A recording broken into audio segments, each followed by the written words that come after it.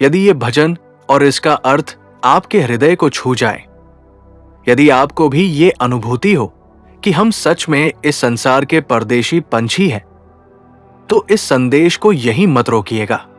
इसे उन लोगों तक जरूर पहुंचाइएगा जो जीवन की भागदौड़ में थक गए हैं, जो भीतर से शांति ढूंढ रहे हैं, जो सत्य की खोज में हैं। इस वीडियो को लाइक करें, अपने परिवार, मित्रों और प्रियजनों के साथ शेयर करें, ताकि कबीर साहिब की ये अमृतवाणी अधिक से अधिक आत्माओं तक पहुंचे। चैनल को सब्सक्राइब करें ताकि ऐसे ही सत्संग और भजन समय समय पर आपको मिलते रहें।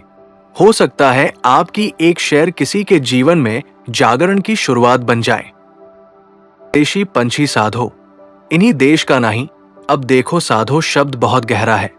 साधो मतलब केवल साधु नहीं, साधो मतलब जो सत्य को सुनने वाला है, जो जागने की कोशिश कर रहा है। और कबीर कहते हैं, हम सब परदेशी पंछी हैं। ये शरीर, ये समाज, ये जाति, ये देश हमारा असली घर नहीं है। जैसे पंछी किसी पेड़ पर थोड़ी देर बैठता है फिर उड़ जाता है, वैसे ही आत्मा इस शरीर में थोड़े समय के लिए आई है। इसलिए कबीर साफ कर देते हैं कि हम इस देश के नहीं हैं, हम यहाँ के स्थायी नागरिक नहीं हैं।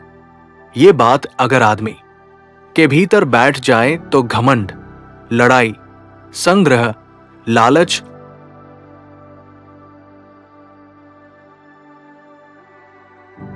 फिर अगली पंक्ति आती है, हम का ले जाए कोई परदेस, जहां रहना दुख नहीं। अब यहां परदेस से मतलब विदेश नहीं है, यहां परदेस मतलब वो लोक, वो अवस्था जहां जन्म मरण का दुख नहीं, जहां बिछड़ने का भय नहीं, जहां बीमारी, बुढ़ापा, अपमान, अभाव नहीं।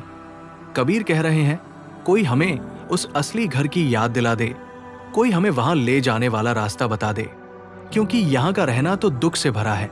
चाहे आदमी राजा हो या रंक, अंत में सबको रोना ही पड़ता है। अब कबीर कहते हैं, ये संसार कागज की पुड़िया, पानी में बच जाई, ध्यान से सुनना। कागज की पुड़िया अगर पानी में डाल दो तो क्या होता है, पल भर में गल जाती है, आकार रहता नहीं, पहचान मिट जाती है। कबीर कह रहे हैं, ये संसार ऐसा ही है। अभी मजबूत दिखता है, अभी रिश्ते, मकान, पद, पैसा बहुत ठोस लगते हैं, लेकिन समय रूपी पानी पड़ा और सब गल गया। आदमी सोचता रह जाता है कि जो मेरा था वो गया कहाँ। फिर कहते हैं, देखत देखत प्रलय हो जाए। ऐसी है ये माई, माई मतलब ये माया, ये संसार, ये व्यवस्था, ये आंखों के सामने सब कुछ बदल देती है। आदमी देखते देखते जवान से बूढ़ा हो जाता है, बच्चे बड़े हो जाते हैं, अपने पराये हो जाते हैं, और एक दिन सब कुछ खत्म। कबीर यहां डराने नहीं आए, बल्कि जगाने आए हैं कि जिस पर तुम भरोसा करके बैठे हो वो भरोसे के लायक है ही नहीं।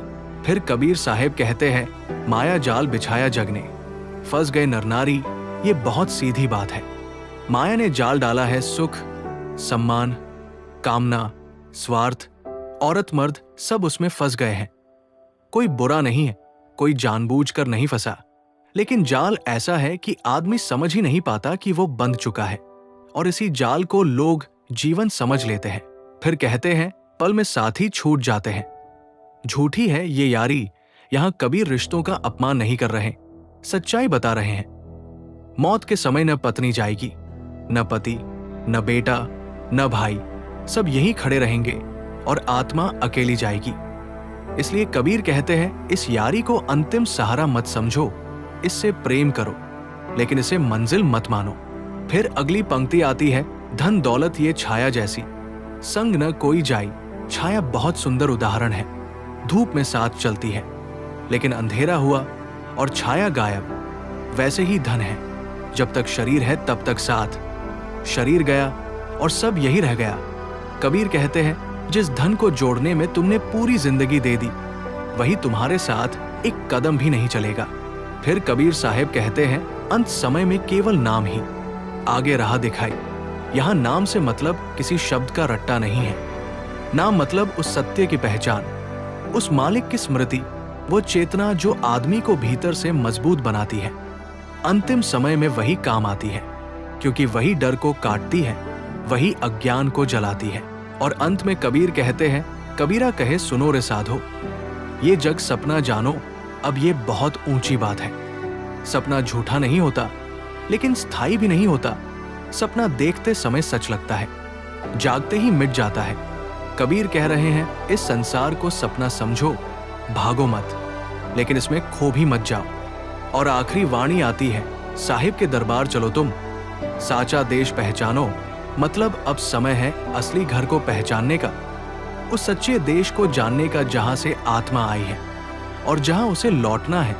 यही पूरे भजन का सार है कि आदमी बाहर बाहर बहुत भटक लिया, अब भीतर लौटने की तैयारी करे।